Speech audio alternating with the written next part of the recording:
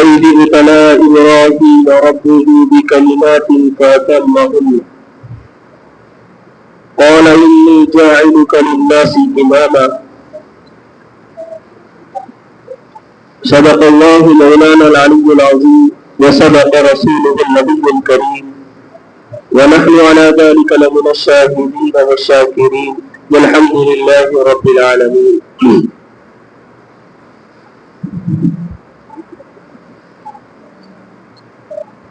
اللہ تبارک و تعالی نے رمضان المبارک کے بعد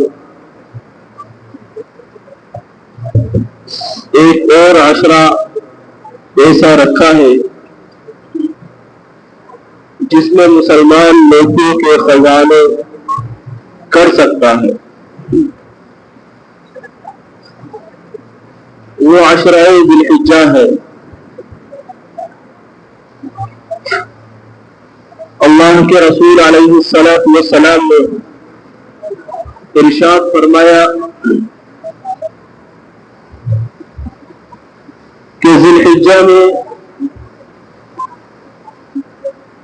پہلی تاریخ سے لے کر 9 تاریخ تک اگر کوئی شخص روزہ رکھتا ہے تو اللہ تبارک و تعالی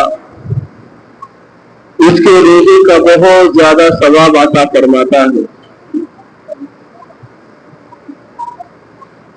اور اگر کوئی شخص 9 تاریخ کا حج کے دن کا روزہ رکھتا ہے جو عید سے ایک دن پہلے ہوتا ہے تو اللہ کے رسول علیہ الصلوۃ والسلام نے ارشاد فرمایا کہ اس کے 1 سال قبل جتنے بھی گناہ ہیں اللہ انہیں معاف کر دے گا اور 1 سال بعد کے بھی گناہ اللہ معاف کرے گا، درگزر کا معاملہ کرے گا. ان ایام کی حدیث پاک میں بہت زیادہ فضیلت آئی ہے جو چل رہے ہیں، اور ان دنوں میں سب سے زیادہ کثرت سے اللہ کا ذکر، اللہ کا نام اپنی زبان سے لینا. اور ان دنوں میں اللہ تبارک و تعالیٰ نے 2 ایسی عبادتیں رکھی ہیں جنہیں اور دنوں میں نہیں کیا جا سکتا. پہلی عبادت تو حج کی عبادت ہے، یہ اور مہینوں میں اور دنوں میں نہیں ہو سکتی. یہ ایک عاشقانہ عمل ہے، اللہ تبارک و تعالی نے عطا فرمایا ہے. اگر ہم عقل سے سوچیں تو عقل کے پرے ہے یہ بات کہ ہم جائیں حج کرنے اور پھر ایک کعبے کا سب مل کر طواف کریں، پھر اللہ کا حکم ہو کہ یہاں سے چلے جاؤ، پھر وہاں سے جا کر مینا جائیں، عرفات جائیں، مزدلفہ جائیں، شیطان کو کنکریاں مارے. یہ بات سب عقل سے پرے ہے، لیکن یہ عمل عاشقانہ ہے. اللہ تبارک و تعالیٰ کو عشق پسند ہے. اللہ نے ارشاد فرمایا کہ تم من چاہی زندگی مت گزارو بلکہ رب چاہی زندگی گزارو.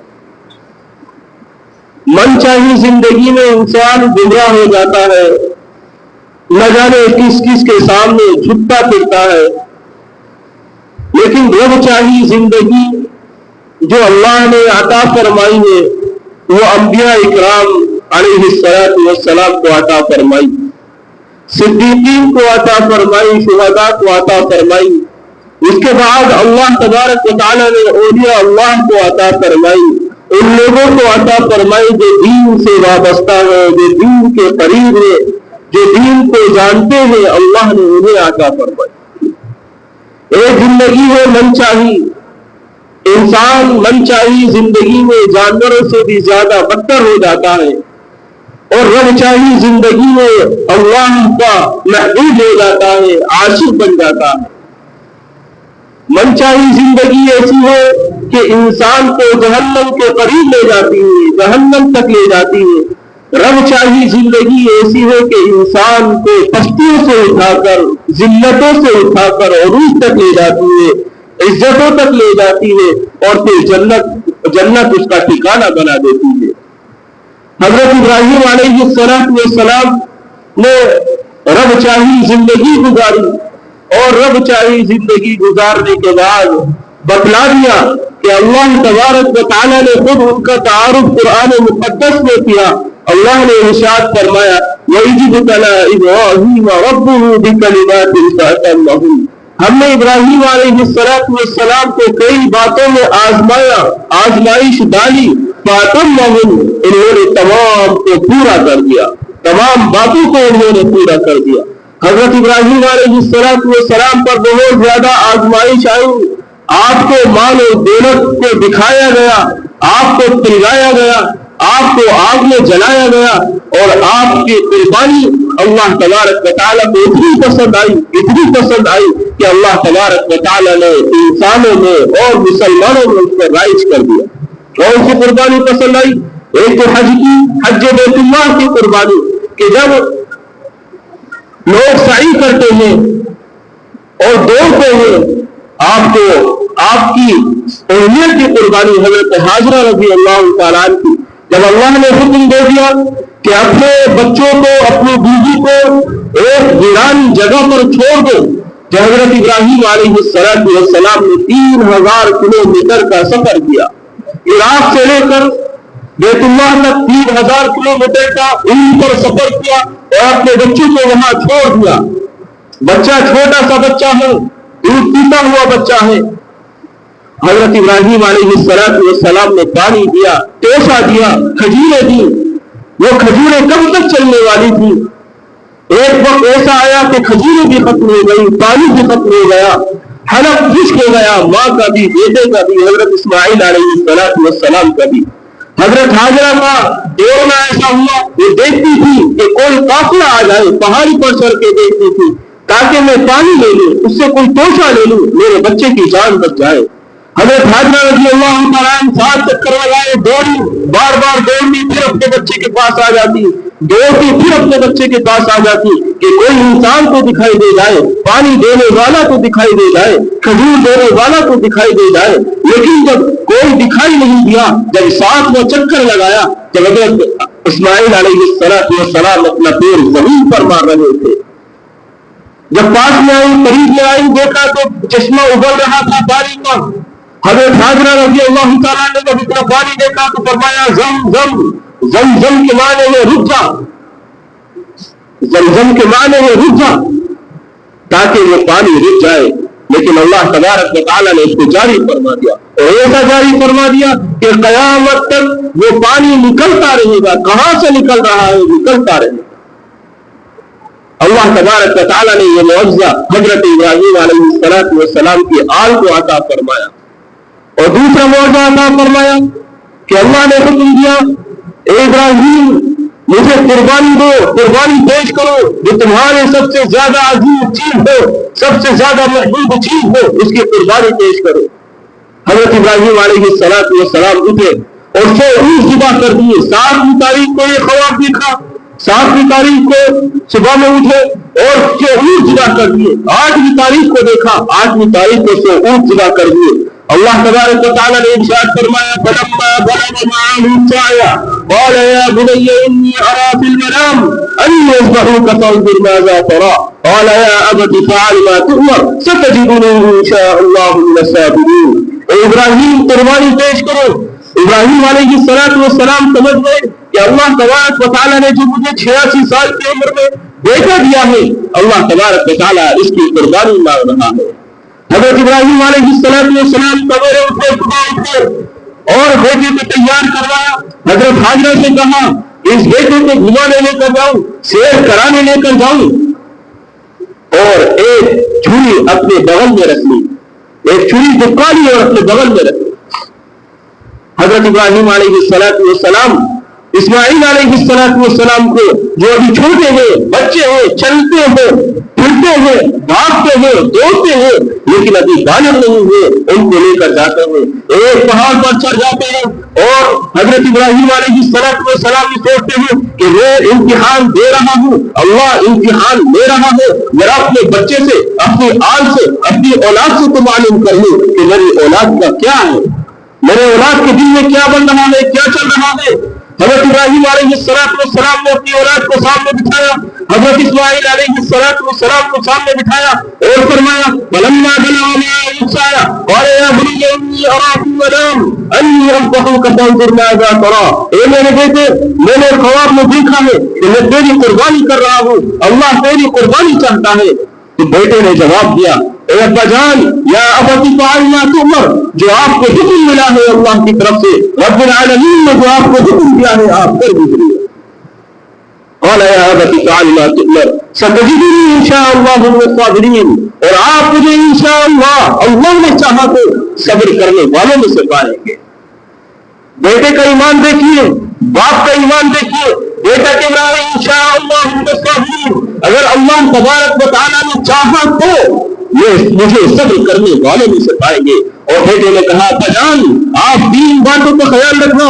پہلی بات تو یہ کہ میرے آنکھوں پر پٹی باندھو تاکہ میری آنکھیں جب آپ کی آنکھوں سے ملے تو ایسا نہ ہو کہ آپ پر میری محبت غالب آ جائے, من چاہی زندگی شروع ہو جائے, رب چاہی زندگی نیچے پہنچ جائے, اس لیے میری آنکھ پر پٹی باندھ دیجیے. دوسرا کام یہ کر لیجیے, میرے ہاتھ پیر باندھ دیجیے, اس لیے کہ اللہ کا حکم ہے, کہیں میں ہاتھ پیر چلاؤں اللہ کا حکم نہ ٹوٹ جائے. اور تیسری بات یہ کہ اپنی چھری کو تیز کر لیجیے تاکہ جب یہ چھری میری گردن پہ چلے تو فوراً میری گردن کٹ جائے. ایسا نہ ہو کہ میں تڑپوں اور میرے تڑپنے کی وجہ سے آپ کے دل میں محبت جاگ جائے اور آپ کا ہاتھ ڈگمگا جائے. حضرت اسماعیل علیہ السلام باپ کو بتا رہے ہیں, حضرت ابراہیم علیہ السلام کو بتا رہے ہیں. حضرت ابراہیم علیہ السلام اپنے بیٹے کے ہاتھ باندھتے ہیں, آنکھوں پر پٹی باندھتے ہیں اور زور سے چھری چلاتے ہیں, چھری نہیں چلتی. رب العالمین کی طرف سے حکم ہوا کہ اے چھری, اگر تجھے جہنم میں چلنا ہے تو چل جا. اس چھری نے اللہ تبارک و تعالیٰ کی بات مانی, اللہ کا حکم مانا, لیکن اللہ ہمیں ڈرائے, جنت کے خوشبو سنائے, اللہ تبارک و تعالیٰ جنت کے مناظر دکھائے قرآن کریم میں, جہنم سے ڈرنے کے لیے تلقین کرے, لیکن ہم ایسے بھوک ہیں کہ ہم ڈرنے کے لیے تیار نہیں. وہ چھری لوہے کی دو جاتی ہے لیکن ہم ڈرنے کے لیے تیار نہیں. حضرت ابراہیم علیہ السلام چلانے کی کوشش کرتے ہیں لیکن چھری چلنے کا نام نہیں لیتے. حضرت اسماعیل کہتے ہیں کہ شاید میری ادا اللہ کو ناپسند ہے, آپ میری آنکھوں سے پٹی ہٹا دیجیے, میں آپ کو دیکھوں, آپ مجھے دیکھیے, پھر آپ چھری چلائیے. حضرت ابراہیم علیہ السلام نے پھر چھری چلانے کی کوشش کی لیکن چھری نہیں چلی. حضرت اسماعیل نے کہا ابا جان مجھے سیدھا لٹا دیجیے اور میرے ہاتھ پیر کھول دیجیے, شاید یہ اللہ کو پسند آ جائے. اور پھر چھری کی نوک میری گردن پر رکھ کر اپنی پوری جان اس پر ڈال دیجیے. حضرت ابراہیم علیہ السلام نے یہ کیا. فلما اسلم وتله للجبين وناديناه ان يا ابراهيم, اللہ تبارک و تعالیٰ کی طرف سے آواز آئی, وناديناه ان يا ابراهيم, ہم نے ابراہیم کو آواز دی اور فرمایا قد صدقت الرؤيا انا كذلك نجزي المحسنين. اے ابراہیم آپ نے اپنا خواب سچا کر دکھایا, قد صدقت الرؤيا انا كذلك نجزي المحسنين, آپ نے اپنا خواب سچا کر دکھایا. اور فرمایا اللہ تبارک و تعالیٰ نے حضرت اسماعیل علیہ السلام کی جگہ ایک مینڈا ڈال دیا جس کی گردن پر وہ چھری چل گئی. اللہ کو یہ امتحان, یہ ادا ابراہیم علیہ السلام کی اتنی پسند آئی کہ قیامت تک اللہ تبارک و تعالیٰ نے حکم دے دیا کہ مسلمانوں قربانی کرنی ہے تو حضرت ابراہیم علیہ السلام کی طرح ان کا جذبہ دل میں لے کر قربانی کرے. اسی طریقے سے قربانی کرے کہ اگر اگر اللہ تبارک و تعالیٰ تمہیں یہ حکم دیتا کہ اپنے بیٹے کو ذبح کر دے, کہ اللہ ہم اپنے بیٹے کو ذبح کرنے کی پوری کوشش کرتے ہیں حضرت ابراہیم علیہ السلام کی طرح.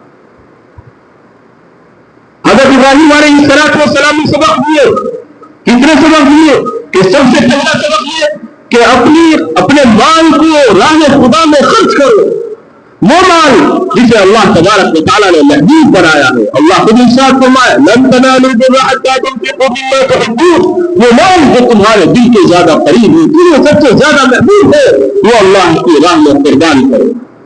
وہ مال اللہ کی راہ میں جب قربان کرو گے تو کیا ملے گا؟ اللہ تبارک و تعالیٰ کل قیامت کے دن ان لوگوں کے ساتھ تمہارا شمار کرے گا جو صدیقین ہوں گے، جو شہداء ہوں گے، جنہوں نے اپنا مال، اپنی جان اللہ کے راستے میں خرچ کی ہوگی، اپنے راستے میں خرچ کی ہوگی۔ اللہ تبارک و تعالیٰ نے ارشاد فرمایا وَفَدَيْنَاهُ بِذِبْحٍ عَظِيمٍ، ہم نے مینڈا ڈال دیا حضرت ابراہیم علیہ السلام نے اس پر چھری چلا اور فرمایا وَإِذِ ابْتَلَىٰ إِبْرَاهِيمَ رَبُّهُ بِكَلِمَاتٍ فَأَتَمَّهُنَّ، ہم نے ابراہیم کو آزمایا، چند باتوں میں آزمایا۔ حضرت ابراہیم علیہ السلام نے ان تمام باتوں کو پورا کر دکھایا، ان تمام باتوں کو پورا کر دکھایا۔ ہمارا بھی یہی جذبہ ہونا چاہیے۔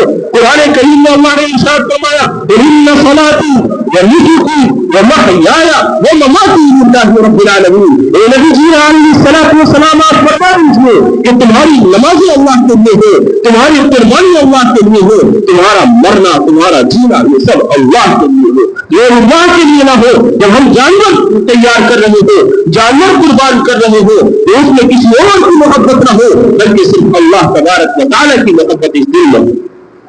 تکبر نہ ہو کہ میرا جانور اس سے زیادہ موٹا ہے، اس پڑوسی سے زیادہ موٹا ہے، بلکہ یہ تمہارے دل میں تکبر نہ ہو، اس کی علامت نہ ہو، بلکہ یہ ہے اللہ جنہیں مجھے پیسہ دیا، جنہیں مجھے مال دیا، میں تیرے نام پر دعا کر رہا ہوں، اس لیے دعا کر رہا ہوں کہ تو رب العالمین مجھ سے راضی ہو جائے۔